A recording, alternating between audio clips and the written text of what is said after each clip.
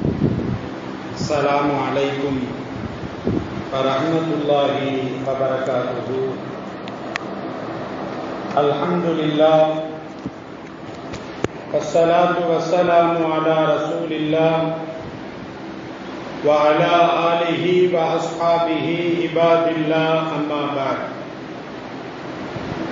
فقد قال الله تعالى في كلامه القديم الفرقان المجيد: أعوذ بالله من الشيطان الرجيم، بسم الله الرحمن الرحيم. فمن شهد منكم الشهر فليصم. قال النبي صلى الله عليه وسلم: من صام رمضان إيمانا واحتسابا غفر له ما تقدم من ذنبه أو كما قال عليه الصلاة والسلام. அளவற்ற அருளாளன், நிகரற்ற நிறைந்த அன்பாளன், எல்லாம் வல்ல அல்லாஹுவின் திருப்பெயரை போற்றி அகில உலகத்திற்கு அற்புடையாக அருளப்பட்ட அண்ணல் நபிகள் நாயகம் ஸல்லல்லாஹு அலைஹி வஸல்லம் அவர்களை போற்றி எனதுரையை ஆரம்பம் செய்கின்றேன்.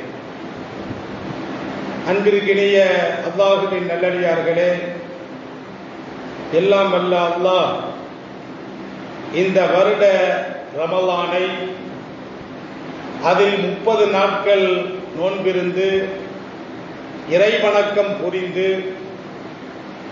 வரக்கூடிய ரமலானில் லைலத்துல் கத்ரையும் பெற்று இறைவனுக்காக வேண்டி இஹ்திகாஃபும் இருக்கக்கூடிய ஒரு பாக்கியத்தை உலக மக்களுக்கு அல்லாஹ் ரப்புல் ஆலமீன் வழங்கிடுவானாக.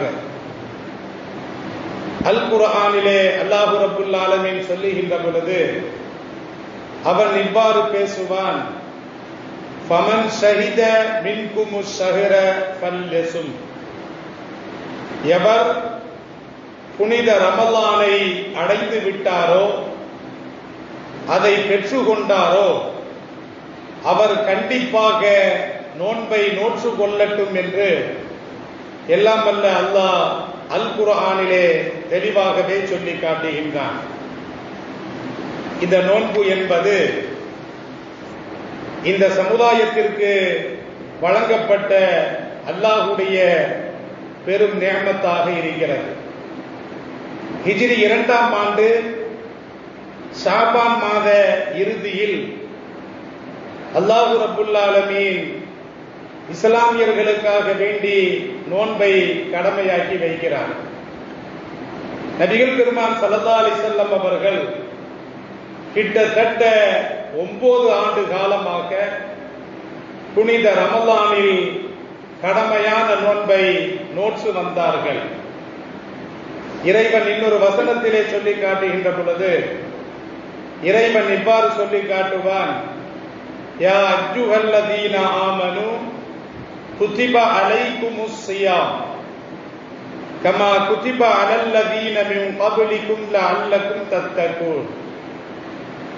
மன தூய்மை நீங்கள் அடைவதற்காக வேண்டி உங்களுக்கு முன் வாழ்ந்து சென்ற சமுதாயத்தின் மீது எவ்வாறு நோன்பு விதியாக்கப்பட்டதோ அவ்வாறே ஈமான் கொண்ட உங்களின் மீது நோன்பு கடமையாக்கப்பட்டிருக்கிறது என்று அல்லாஹ் ரப்புல் ஆலமீன் சொல்லி காட்டுகின்றான். இந்த நோன்பு என்பது அந்த நோன்பின் மூலமாக இறைவனை அடையக்கூடிய ஒரு சிறந்த வழியாக இருக்கிறது. எனவே தான் எல்லா மதங்களிலும் உண்ணாமல் இருப்பது, பருகாமல் இருப்பது, விரதம் இருப்பது எல்லா மதங்களும் ஆதரிக்கிறது. பகவத்கீதையில் 7 இடங்களில் நோன்பு வலியுறுத்தி கூறப்பட்டிருக்கிறது. இன்ஜீல் எனும் வேதத்தில் 46 இடங்களில் நோன்பு வலியுறுத்தி சொல்லப்பட்டிருக்கிறது. சீக்கிய மதத்தில் 50 நாட்கள் நோன்பை கடைபிடிக்க வேண்டும் என்று அங்கேயும் சொல்லப்பட்டிருக்கிறது. புத்தருக்கு 2 மாதங்கள் நோன்பிருந்த பிறகுதான் போதி மரத்தின் கீழ் அவருக்கு ஞானம் கிடைத்ததாக அவர்களுடைய வேத நூல்கள் கூறுகிறது. மரியம் அலைஹிஸ்ஸலாத்து வஸ்ஸலாம் அவர்களும் நோன்பிருந்த வரலாறை அல் குர்ஆன் சூரியத்துல் மரியம் அல்லாஹ் ரப்பல் ஆலமீன் சொல்லி காட்டுவார். மூசா அலைஹிஸ்ஸலாத்து வஸ்ஸலாம் அவர்களும் கிட்டத்தட்ட 40 நாட்கள் நோன்பிருந்ததாக அந்த நிகழ்வினை எல்லாம் வல்ல அல்லாஹ் குர்ஆனிலே சொல்லி காட்டுவார். இப்படி முன் வாழ்ந்து சென்ற சமுதாய மக்களுக்கு நோன்பு கடமையாக்கப்பட்டிருக்கிறது. எல்லா சமுதாயங்களும் நோன்பை வலியுறுத்தி சொல்லி காட்டப்படுகிறது. அதன் வரிசையில் இஸ்லாத்திலும் புனித நோன்புக்கு மிகப்பெரிய ஒரு பங்கும் ஒரு முக்கியத்துவம் இருக்கிறது. இஸ்லாத்தை பொறுத்த அளவில் இறை நம்பிக்கை என்று நாம் பார்த்தோம் என்று சொன்னால், முஸ்லிம்ல ஒரு ஹதீஸ் பதிவு செய்யப்பட்டிருக்கிறது. இறை நம்பிக்கைக்கு 70க்கும் அதிகமான கிளைகள் இருக்கிறது என்று நபிகள் பெருமான் ஸல்லல்லாஹு அலைஹி வஸல்லம் அவர்கள் சொல்லி காட்டுறாங்க. அந்த 70 கிளைகள் சார்ந்ததுதான் இறை நம்பிக்கை. அந்த 70 கிளைகள் 3 பகுதிகளாக பிரிக்கப்படுகிறது. உள்ளம் சார்ந்த இறை நம்பிக்கை, நாவு சார்ந்த இறை நம்பிக்கை, உடல் சார்ந்த இறை நம்பிக்கை. கண்ணியமிக்கவர்களே, சென்ற ஆன்மீக தொடரில் கூட இறை நம்பிக்கைக்கு 70 கிளைகள் ஒன்று என்ற தொடர் கட்டுரையை தந்தியில் நான் எழுதினேன். நீங்கள் கூகிள் போனால் கூட அந்த 70 இறை நம்பிக்கைகளும் அங்கே பதிவிறக்கம் செய்யப்படுகிறது. உள்ளம் சார்ந்த இறை நம்பிக்கை 20 அம்சங்களாக இருக்கிறது.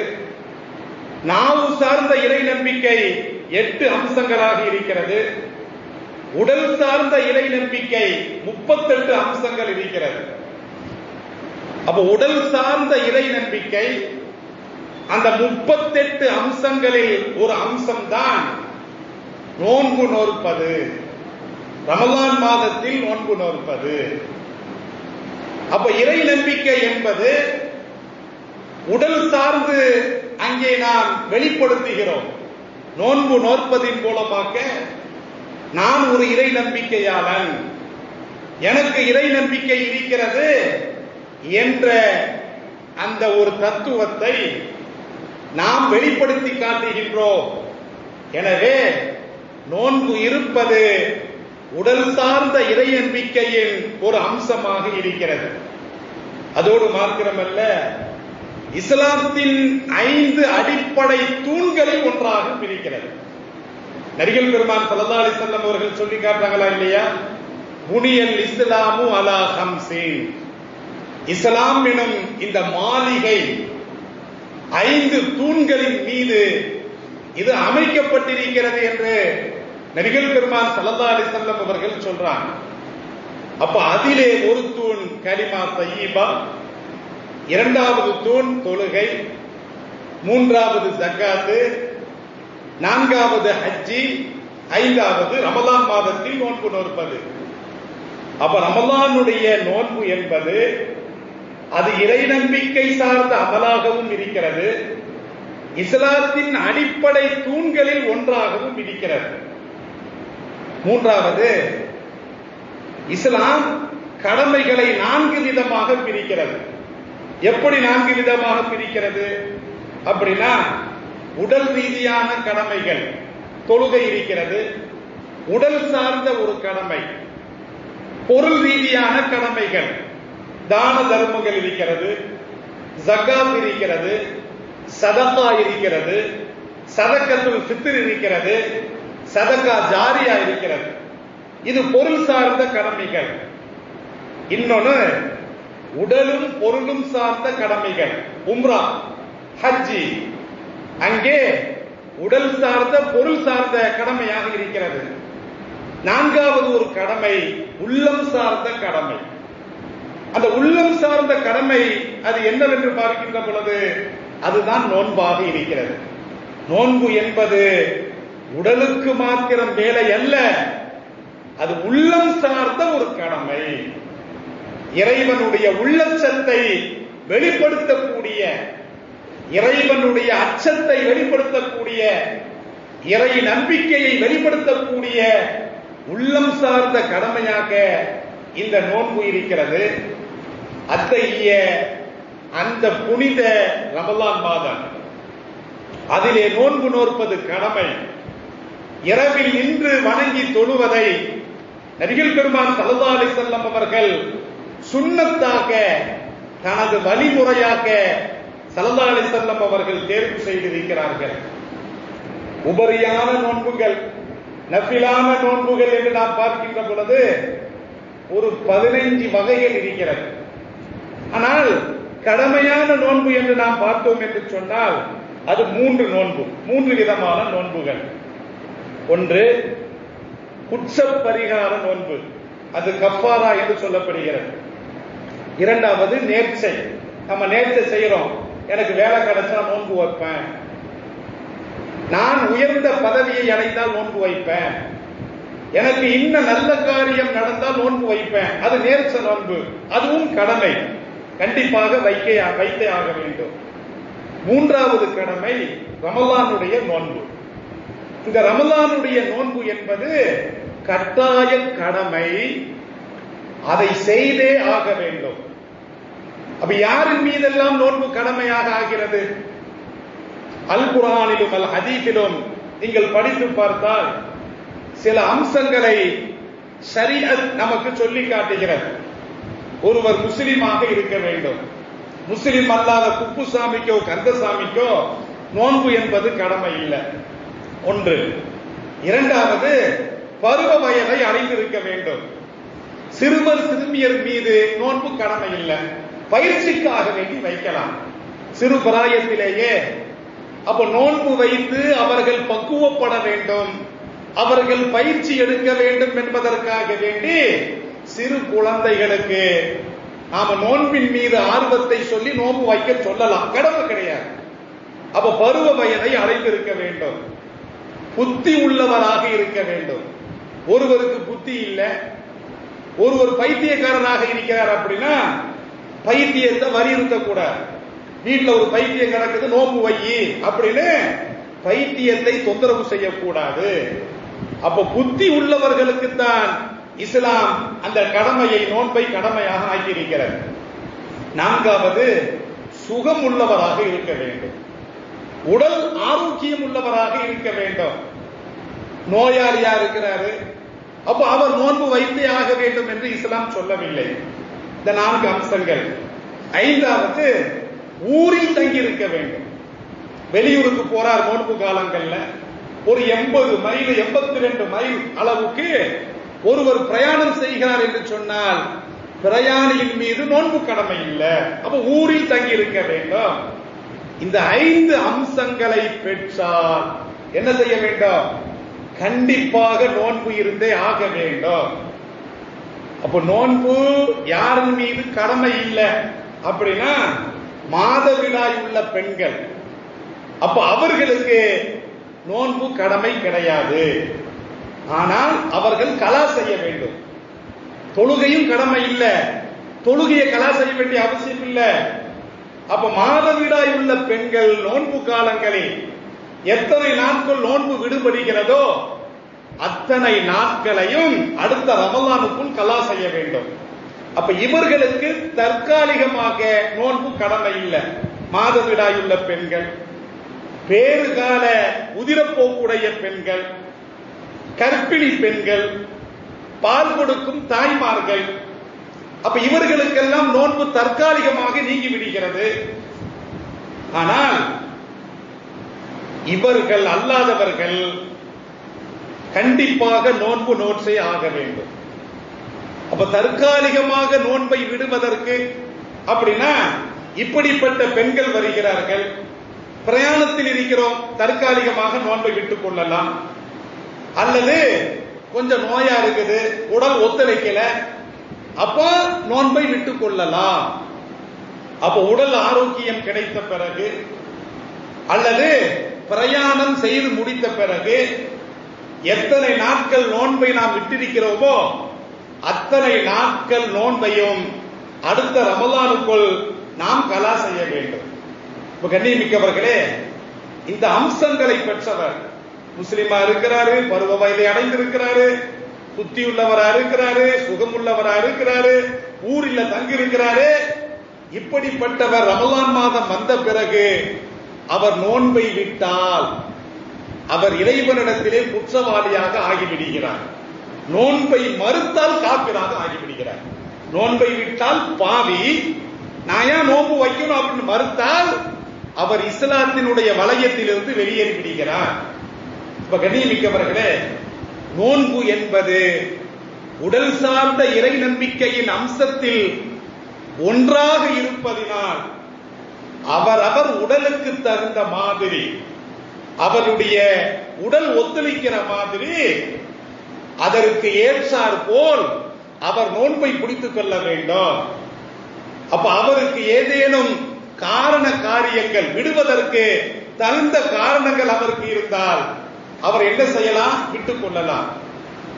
அப்போ ஒரு முஸ்லிம் நோன்பு காலங்கள்ல அப்ப நோன்பை விட்டார் என்று சொன்னார், ஒன்று அவர் எப்படி இருக்க வேண்டும்?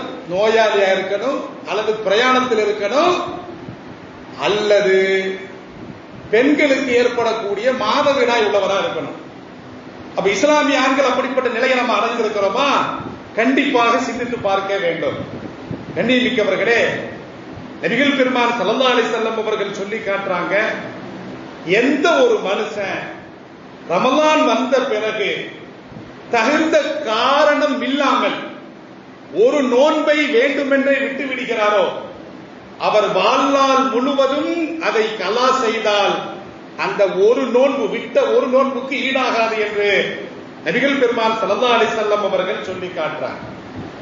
இப்ப கண்ணியமிக்கவர்களே, அப்ப நீங்கள் சிந்தித்து பாருங்கள், நிரந்தரமாக நோன்பை விட வேண்டும் என்று சொன்னால் இரண்டு காரணங்களை அல் குர்ஆன் சொல்லி காட்டுகிறது. எல்லாம் வல்ல அல்லாஹ் அல் குர்ஆனிலே சொல்லுகின்ற பொழுது, ஐயாமம் மஅதூதாத், நோன்பு நோற்பது என்பது சில நாட்கள், ஒரு 29-30 நாட்கள். ஃபமன் கான மின்கும் மரீலன், உங்களில் எவர் நோயாளியாக இருக்கிறாரோ, அவ்வலா சஃபரின், அல்லது பிரயாணத்தில் இருக்கிறாரோ, ஃபைதத்தும் மின் அய்யாமின் உகர், விடுபட்டு போன நோன்பை வேறு நாட்களில் அவர் நோற்றுக் கொள்ளட்டும். வஅலல்லதீன யுதீகூனஹு, எவர் நோன்பு நோற்க முடியாதவராக இருக்கிறாரோ, அப்படின்னா ரொம்ப முதுமை, ரொம்ப வயசாளி, நோன்பை வைக்க முடியாது, அல்லது நீங்காத நோய், நோய் விடவே மாட்டேங்குது, இந்த ரெண்டு காரணங்கள். அப்ப நீங்காத நோய் உடையவர் அல்லது முதுமையின் காரணமாக எவருக்கு நோன்பு நோற்பது கஷ்டமாக இருக்கிறதோ அவர் என்ன செய்யணும் அப்படின்னா, ஃபிதியத்துன் துஆமு மிஸ்கீன், ஒரு நாளைக்கு ஒரு ஏழைக்கு சாப்பாடு கொடுக்கணும். 110 வயசாயிருச்சு, அல்லது நோய் வருஷம் ஃபுல்லா இருக்குது, இவர் நோன்பு நோக்க வேண்டிய அவசியம் இல்லை, கலாவும் செய்ய வேண்டிய அவசியம் இல்லை. அப்ப இவர் என்ன செய்யணும்? ஒரு நாளைக்கு ஒரு ஏழைக்கு சாப்பாடு, இஃப்தார் சமயத்தில் யாருக்காவது ஒரு ஏழைக்கு சாப்பாடு, இப்படி 30 நாட்கள் கணக்கு பண்ணி 30 சாப்பாடு கொடுத்தா போதும். அதைத்தான் அல் குர்ஆன் அல்லாஹ் ரப்பல் ஆலமீன் சொல்றான், ஃபமன் தத்தப்பஅ கைரன் ஃபஹுவ கைருல்லாஹ். ஒரு நோன்பை விட்டதற்காக ஒரு முதுமையான நபர் அல்லது நீங்காத நோயாளி 2 மிஸ்கீனுக்கு சாப்பாடு கொடுக்கிறாரு, அது ஏற்றமானது. 10 பேருக்கு கொடுக்கிறாரு, ஏற்றமானது. எவ்வளவு வேண்டுமானாலும் செய்யலாம், அதிகமாக செய்யலாம், ஆனால் கண்டிப்பாக ஒரு ஏழைக்கு சாப்பாடு கொடுக்க வேண்டும் என்று அல்லாஹ் சொல்லிவிட்டு, வஅன் தஸூமு கைருல் லக்கும் இன் குன்தும் தஅலமூன், நீங்கள் விளங்கக்கூடியவர்களாக இருந்தால், உங்களால் நோன்பு நோற்க முடியும் என்று இருந்தால் நீங்கள் நோன்பு நோற்பதுதான் சால சிறந்தது என்று எல்லாம் வல்ல அல்லாஹ் அந்த வசனத்திலே சொல்லி காட்டுவார். இப்ப கண்ணியமிக்கவர்களே, அப்ப பாக்கியமுள்ள இந்த ரமலான்ல அல்லாஹ் ரப்பல் ஆலமீன் வானத்தின் கதவுகளை திறந்து வைத்திருக்கிறான், சொர்க்கத்தின் கதவுகளை திறந்து வைத்திருக்கிறான், நரகத்தின் கதவுகளை அடைத்து வைத்திருக்கிறான். அப்ப அட்டுழியம் புரியக்கூடிய ஷைத்தான்களை கைது செய்து வைத்திருக்கிறான். அல்லாஹ்வுடைய ரஹமத்து இந்த ரமலானில் வந்து கொண்டே இருக்கிறது. அப்ப என்ன செய்யணும் அப்படின்னா, அப்ப சென்ற ரமலான்ல கொரோனா பிரச்சனை அந்த பிரச்சனை என்று சில பேர் நோன்பை விட்டவர்கள், கண்ணியமிக்கவர்களே, அதற்காக வேண்டி அதை கலா செய்தார்களா என்று பார்த்தால் லாக்டவுன்ல தொழுகை விட்டவங்களாகவே இருக்கிறார். இப்ப கண்ணியமிக்கவர்களே, அது போன்ற ஒரு சூழ்நிலை இதிலும் தொடரக்கூடாது. ஏனென்று சொன்னால், நபிகள் பெருமாள் ஸல்லல்லாஹு அலைஹி வஸல்லம் அவருடைய காலத்துல 2 நபித்தோழர்கள் ஒன்றாக இஸ்லாத்திற்கு வர்றாங்க. ஒன்றாக இஸ்லாத்திற்கு இணைந்து ஒருவர் போரிலே வீரமரணம் அடைந்து விடுகிறார். அப்ப மற்றொருவர் 1 வருடம் கழித்து இயற்கை மரணம் அடைந்து விடுகிறார். இந்த 2 நபித்தோழர்களையும் ஒரு நபித்தோழர் கனவு காண்றார். என்ன கனவு காண்றார் அப்படின்னா, 2 பேர்ல ஒருத்தர் வீர மரணம் அடைந்தவர், அவர் சொர்க்கத்திற்கு முன்பு செல்லாமல் 1 வருடம் எக்ஸ்ட்ரா வாழ்ந்தாரா இல்லையா, அவர் சொர்க்கத்திற்கு முன்பி நுழைகிறார். இவருக்கு சந்தேகம் வந்துருச்சு, இஸ்லாத்துல ஷஹீதுக்கு உயர்ந்த அந்தஸ்து இருக்கிறது, அந்த ஷஹீதை விட 1 வருடம் கழித்து இயற்கை மரணம் அடைந்த அந்த நபித்தோழர் சொர்க்கத்திற்கு முன்பாக செல்கிறாரே, என்ன காரணம் புரியல. நபித்தோழர்கள் எல்லாம் பேசிட்டு இருக்கிறாங்க. இந்த விஷயம் ஸல்லல்லாஹு அலைஹி வஸல்லம் அவர்களிடத்துல வந்து, அப்ப ஸல்லல்லாஹு அலைஹி வஸல்லம் காரணம் கேட்டாங்க. ஸல்லல்லாஹு அலைஹி வஸல்லம் அவர்கள் சொன்னாங்க, இயற்கை மரணம் அடைந்தவர் 1 வருஷம் எக்ஸ்ட்ரா வாழ்ந்திருக்கிறார். 1 வருஷத்துல எத்தனை நாட்கள் என்று சஹாபாக்கள்கிட்ட கேட்பாங்க. அப்ப 300க்கும் அதிகமான நாட்கள் இருக்கிறதா இல்லையா, எவ்வளவு தொழுதிருப்பார், எவ்வளவு அமல் செஞ்சிருப்பாரு, அந்த 1 வருட ரமலானை அடைந்திருப்பாரா இல்லையா, 1 வருடத்தினுடைய லைலத்துல் கத்ரை பெற்றிருப்பாரா இல்லையா. அப்ப அந்த ஷஹீதை விட இவர் சிறந்த அந்தஸ்தை பெற்று இவர் முன்கூட்டி சொர்க்கத்துக்கு போறாரு.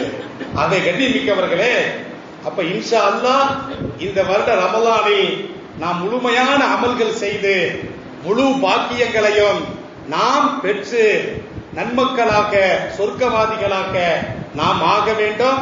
எனவே இன்ஷா அல்லாஹ் ஒரு பண்பாட்டு தாக்குதல் இஸ்லாத்தின் மீது வந்துவிட்டதோ என்ற ஒரு சந்தேகம் எழுகிறது, வணக்க வழிபாடுகளின் மீது தாக்குதல் வருகிறதோ என்ற ஒரு சந்தேகம் வருகிறது. இன்ஷா அல்லாஹ் அப்படிப்பட்ட ஒரு தாக்குதலை அல்லாஹ் முறியடிப்பான். இன்ஷா அல்லாஹ் நோய் விஷயத்துல, ஆரோக்கியம் விஷயத்துல, அதற்கு கெடுதி தரக்கூடிய விஷயத்துல சமரசத்துக்கு இடமே கிடையாது. நாம் உடல் ஆரோக்கியத்தை பேணி இந்த ரமலானில் செய்ய வேண்டிய அனைத்து நன்மைகளையும் கடமைகளையும் நாம் செய்து அல்லாஹ்விற்கு சிறந்த அடியார்களாக, பிரியமான அடியார்களாக நாம் வாழ்வதற்கு வல்ல இறைவன் கிருபை செய்வானாக. வாகிர் தாவாகும் அனில் அல்ஹம்துலில்லாஹி ரப்பில் ஆலமீன். அஸ்ஸலாமு அலைக்கும் வ ரஹ்மத்துல்லாஹி வ பரக்காத்து. கண்ணியமிக்க ஜமாத்தார்களே, இன்ஷா அல்லாஹ் 10/4/2021 ஷாபான் பிறை 28 ஹிஜ்ரி 1422 சனிக்கிழமை மாலை 4 மணி அளவில் பாளையங்கோட்டையில் அமைந்துள்ள மிலிட்டரி லைன் பள்ளிவாசலில் வைத்து பாளையங்கோட்டை வட்டார ஜமாத்துல் உலமா சபையின் அறிமுக விழா மற்றும் புனித ரமலானே வருக சொற்பொழிவு நிகழ்வு நடைபெறுகிறது. அனைவரும் கலந்து சிறப்பிக்குமாறு அன்புடன் கேட்டுக்கொள்கிறோம். மேலும் நோன்பு கஞ்சி சம்பந்தமாக ஒரு நாளைக்கு கிட்டத்தட்ட செலவு 5000 செலவு ஏற்படுகிறது. இன்ஷா அல்லாஹ் வரும் 12/4/2021 திங்கட்கிழமை மாலை ரமலான் பிறை பார்க்கப்படும். அது சந்தேக நாள். பார்த்தால் மறுநாள் இன்ஷா நோன்பு வைக்கிற வேண்டியதான். அல்லது 13/4/2021 செவ்வாய்க்கிழமை மாலை ரமலான் பிறை தெரிந்தாலும் தெரியாவிட்டாலும் அப்போ நாம அந்த தினத்திலிருந்து நோன்பை கடைபிடிக்க வேண்டும். மேலும் 14/4/2021 புதன்கிழமை முதல் ரமலானுடைய நோன்பு ஆரம்பமாகிறது. எனவே நமது எம்ஓசியில் சகர் சாப்பாடுக்கு ஏற்பாடு செய்யப்பட்டுள்ளது. அதற்கான விவரங்களை எம்ஓசி அலுவலகத்தில் கேட்டு தெரிந்து கொள்ளவும், சகர் சாப்பாடு தேவை உள்ளவர்கள் அன்றைய தினத்தினுடைய லுகர் தொழுகையிலிருந்து மக்ரிப் தொழுகைக்கு முன்பதாக தெரியப்படுத்தும்படி கேட்டுக்கொள்கிறோம். வழமையாக நோன்பு திறக்கும் இஃப்தார் அந்த நிகழ்வு நமது எம்ஓசி ஆடிட்டோரியத்தில் வைத்து நடைபெறும். இன்ஷா அல்லாஹ் தராவீஹ் தொழுகை இன்ஷா அல்லாஹ் பின்னர் அறிவிக்கப்படும். எனவே இன்ஷா அல்லாஹ் இந்த ரமலானில் அனைத்து கடமைகளையும் செய்து அல்லாஹ்விற்கு சிறந்த அடியார்களாக வாழ அல்லாஹ் கிருபை செய்வானாக.